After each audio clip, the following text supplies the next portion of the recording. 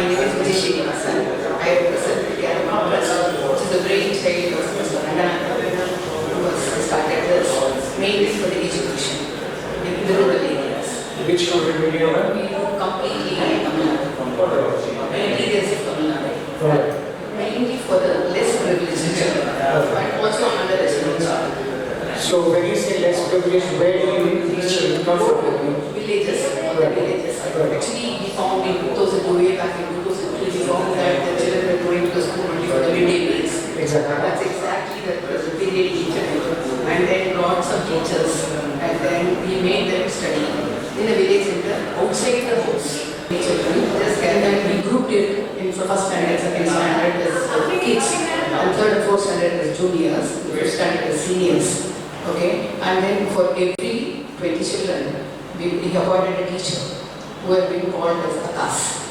Because they are familiar with the people around there, and then they teach them with our own method of teaching with all the play methods. So where is the teaching taking place? Is it in a particular school or is it in that particular area? No, it is mostly outside the house. Outside the house itself? Yeah. So one particular house, the all children assemble in a particular Yeah, outside the house. It's a village. Right. So outside the house, from 4 o'clock to 6 o'clock, when the daylight is on. Okay. So they gather there, and these Akas teach them. Akas. And we train the Akas before teaching the children. What is this Akas man that you're talking? These teachers were called as Akas because they belong to that area, and all the children are familiar with that face, you know. Alright. So it is easier for the children to come and access to this Akas. So are they Akas, are they paid, are they volunteers? Yeah, all the Akas are paid. Okay. All the Akas. Actually, I can say this is actually we are doing education, but the byproduct is empowering women. Okay. We are giving the employment to a lot of women. Okay. All these people who teach are only women. So these Akas are elder sisters or Tamil means Akka? Akas means elder sister. Elder sister. Okay. Yeah. Okay. Yeah. So there is a figure, an elder sister figure who they trust and who comes every day teaches them. Yeah. Right? So what exactly, I mean, how many Akas? Trains them. First of all, how to teach. You all train them? Yeah. Akas. Yeah. Okay. We train So them. how many Akas in all that you have? No, we have now at present around 600 Akas, presently working. Alright, okay. So far we have got 8,000 plus Akas who have worked for us. Alright, so, but they are not continuous, right? I mean, every time you have some, facing challenges or Akas not being there throughout, they leave the project also sometime. Yeah, we have standby also. Alright. We have standby also because we train particular people there in this method where we have to use all the kids and the teach children. Okay. Okay. So these Akas, in case 1 day or 2 days, it's always there for Yes. Otherwise, generally every day they gather, and we have assessors who will go and see whether they are teaching properly and all that. Okay. Yeah. So when these children learn through these Akas, what is their future? I mean, do they go to proper schools? Do they climb up the ladder? During the day, they are attending. Okay. First of all, earlier they used to go only for the meetings. Now because they get to know what is this, they have knowledge of what they are really learning. So they are learning in the school too. Alright. And they continue the studies, which is very important. So major, I can say the activity that your NGO does is that, boarding them or encouraging them to attend the schools where they say they study further. Isn't that what it is all about? Yeah, that is what mainly I started with. Okay. And subsequently we found that these rural children are lacking in English as a language. Okay. And then we found that in English we can teach them phonemes method, which is that with a sound, okay, like any other language. So we just found this in Pondicherry school. One of the professors was teaching this way. So we got trained in that. And we are now training teachers to do that. And in fact in Chennai, we are doing it in a lot of schools. For 6 middle schools, from 6th standard to 8th standard, we teach them English in phonemes. And then we teach them a grammar also, basic grammar, which makes them read, write comfortably. So your My name is Vibha. I work for an NGO called ORID. ORID is ORID Education for Children with Hearing Impairment. We are based in Bombay and Mahalakshmi, and ORID was started in 1986. And we have the 3 children who have cochlear implants and all hearing aids to listen and speak, and they are integrated all the children, we follow the auditory verbal therapy. We don't follow only lip reading or sign language, and our children become contributing and participating in society. So these children already has been supporting August since 2006, and earlier they supported early intervention program, and now since 2014 they'll be supporting the mobile screening ban, the mobile screening program. What is that, ma'am? Mobile screening is like children are often, we found that children are often labeled dyslexic, autistic, or sometimes lazy. Sometimes it may be that there is some wax in the ears which is impacted wax, children can't hear. But then you are labeled by the teacher because you don't pay attention to the classes. So we realize that it's very essential to screening.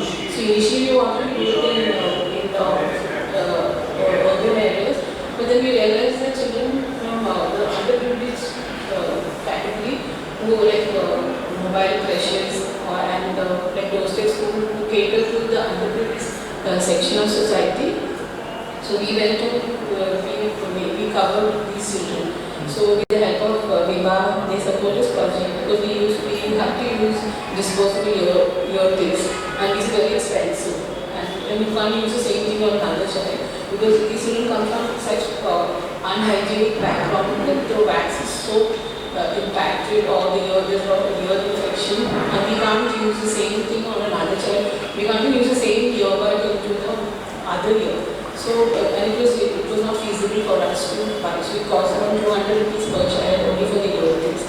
So Tata Motors had donated a van for this, and we also got the Vodka Foundation. They helped us to modify the van according to our specifications because we have to have a soundproof van, because going into these localities, we need to have a soundproof room, which none of these areas, no crashes can provide us, nor do the school staff provision. So using that, and one of the children, one mother, so we have she whose son is here in Prague, but now he's been integrated, he's in the US doing his engineering. So this mother has been helping us to and we are in partnership with Vibha from 2006 to 2007, and to support us for the quality education in government school and ensuring the quality education for underprivileged children. Where is your project located, sir? Our project is located in West Bengal, in 3 districts of West Bengal, and 1 district that is not Rangpur Parganas, and we deliver in government schools in 3 blocks: Agriya, Devanga, and Sharma. My NGO gives mainly teacher trainings to the government school teachers and workshops for developing different types of teaching aids. And besides that, we also give classroom inputs with the children and some other activities like regular cultural activities, empowering children communities. And in some cases, the teachers, those who are already got training, we organize the refreshers and enforce training with these teachers. Okay. And how are you connected to Vibha? How long has it been your association? Almost we connected from 2007 with Vibha, and presently we are working in 110 government schools and benefiting more than 11,000 children. So you have the support of the West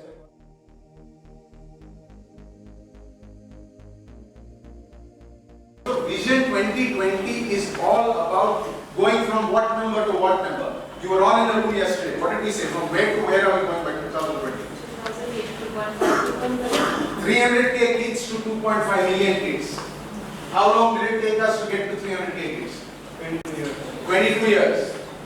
22 years to come to 300k kids. In 5 years we have to go to 2.5 million kids. How are we going to do it? That's where you come in. Huh?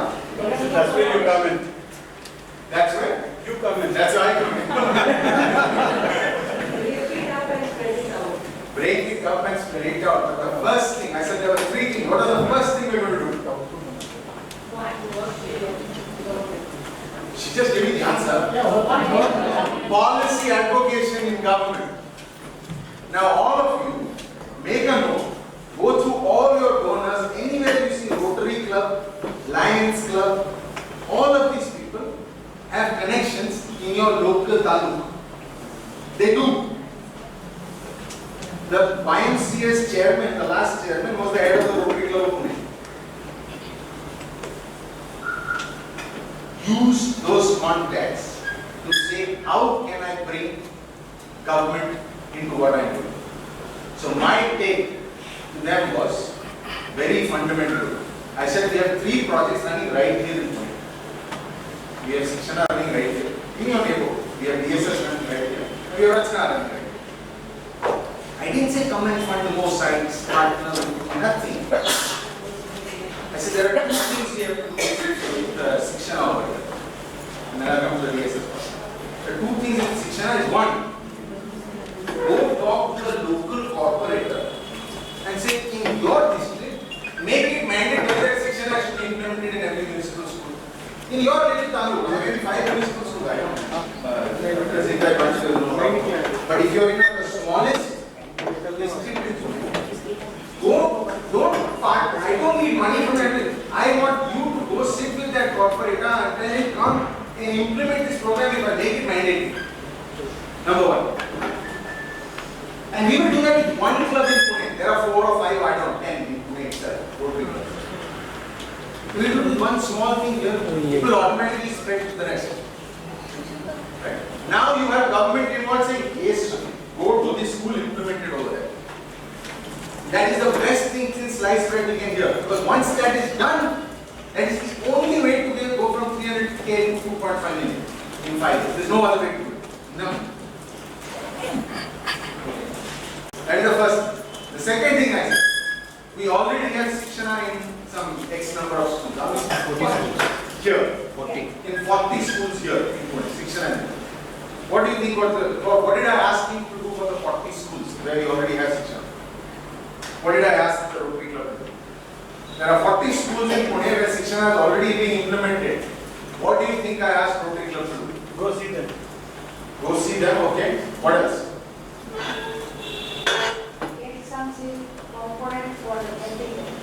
Okay. Now, put your hat on again. There is a credible organization. Pan-India reach. Government cannot deny them after about 3-4 visits. Now, what did I ask Rotary to do?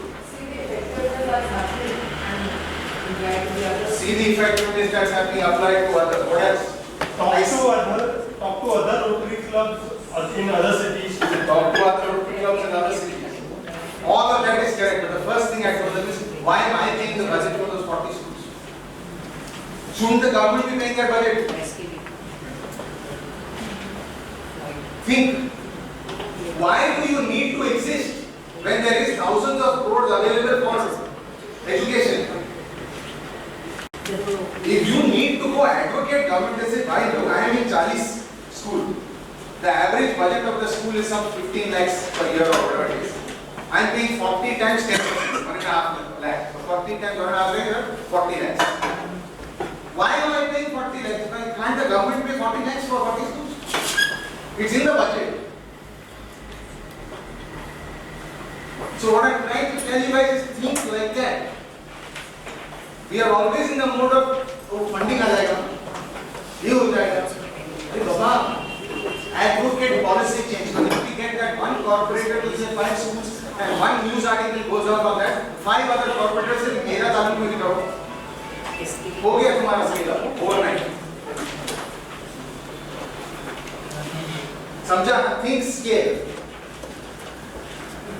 If you keep thinking में 10 से 12 कैसे जाएगा, फायदा नहीं है यार.